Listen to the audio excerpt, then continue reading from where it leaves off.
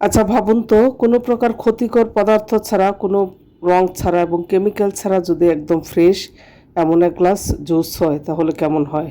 হ্যাঁ ভিউয়ার্স, আমি সত্যি সত্যি এমন একটা জুস আপনাদের সামনে আজকে তৈরি করে দেখাবো। অনেক সময় বাচ্চারা বাইরে যেয়ে বায়না ধরে থাকে ম্যাঙ্গো জুস খাওয়ার জন্য। তো বাইরের জুসগুলো বেশিরভাগই তৈরি করা হয় বিভিন্ন ধরনের ক্ষতিকর কেমিক্যাল দিয়ে।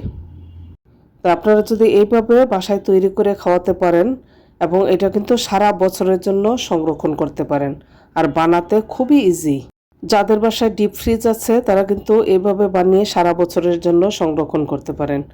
আমি কিন্তু এইভাবে বানিয়ে সারা বছরের জন্য সংরক্ষণ করে থাকি। বিশেষ করে রোজার মাসে আমরা একটু শরবত বেশি খাই, তো তখনের জন্য আমি আরও বেশি করে সংরক্ষণ করে থাকি। তো কথা না বাড়িয়ে আমি আপনাদেরকে জুসটা তৈরি করে দেখাচ্ছি। এখানে আমি 2.5 কেজির মতো আম নিয়েছি।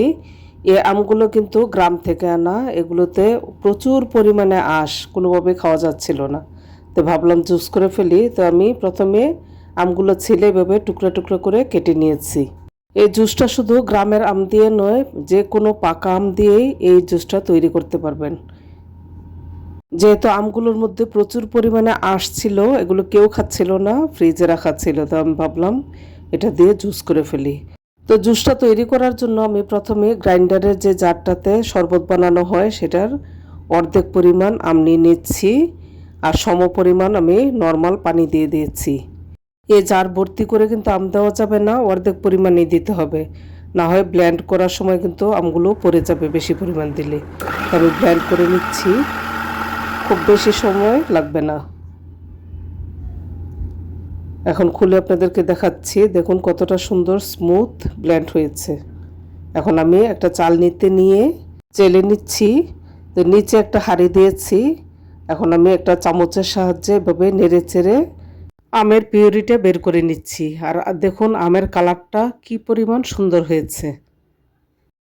চেলে নেওয়ার পর পিউরিটা নিচে পড়ে গিয়েছে, আর এটা লাভস, এটা কিন্তু আমি ফেলে দেব না, অন্য আমের সাথে এগুলো আবারও ব্লেন্ড করে নেব। একইভাবে কিন্তু সবগুলো আম আমি ব্লেন্ড করে চেলে নিয়েছিলাম। তো এতগুলো পিউরি হয়েছে, এখানে প্রায় 2.5 লিটার মতো পিউরি। তো আরেকটা হাঁড়িতে আমি 2.5 লিটার পরিমাণ নর্মাল পানি দিয়ে এখানে 2.5 কাপ পরিমাণ চিনি দিয়ে দিচ্ছি। জুসের মধ্যে পানি দেওয়ার মাপটা আপনাদেরকে বলে দিচ্ছি।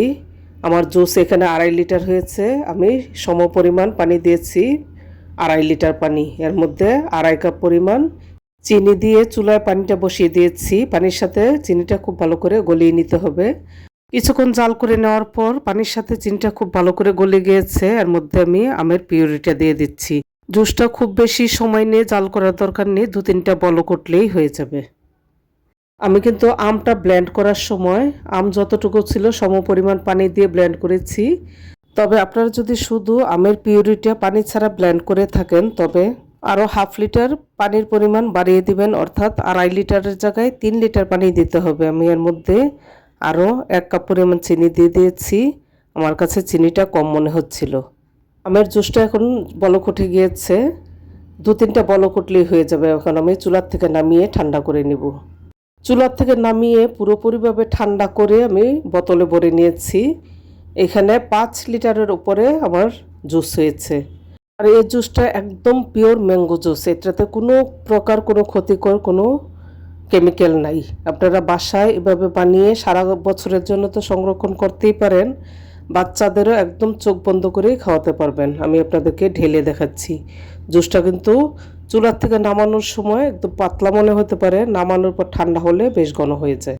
আমি এর আগে জাল দেওয়া ছাড়া জুস তৈরি করে ডিপ ফ্রিজে রেখেছিলাম, ওই জুসটা আমের রস এবং পানিটা একদম আলাদা হয়ে যায়, ফ্লেভারটাও সুন্দর আসে না। আর এইভাবে যদি আপনারা ডিপ ফ্রিজে রাখেন একদম হুবহু সেম জুসই থাকবে। আপনারা যে কোনো সময় ফ্রিজ থেকে নামিয়ে আপনারা অফ সিজনে খেতে পারবেন। অনেকের কাছে মনে হতে পারে যে জাল দেওয়া জুস কেমন লাগবে। জাল দেওয়া জুস কিন্তু সরাসরি জুসের চেয়ে অনেক বেশি মজা, আর এটা নর্মাল ফ্রিজে আপনারা 1 সপ্তাহ রেখে খেতে পারবেন। তো ভিউয়ার্স, আপনাদের কাছে আমার রেসিপিটা কেমন লেগেছে আপনারা কিন্তু কমেন্ট বক্সে আমাকে অবশ্যই জানাবেন। আর আপনারা যদি আমার চ্যানেলে আরও কিছু নতুন রেসিপি দেখতে চান সেক্ষেত্রে আমাকে কমেন্ট করে জানাতে পারেন। তো ভিউয়ার্স, সবাই ভালো থাকুন, সুস্থ থাকুন, সামনে আবারও নিশ্চয়ই অন্য কোনো রেসিপি নিয়ে দেখা হবে। সে পর্যন্ত আল্লাহ হাফেজ।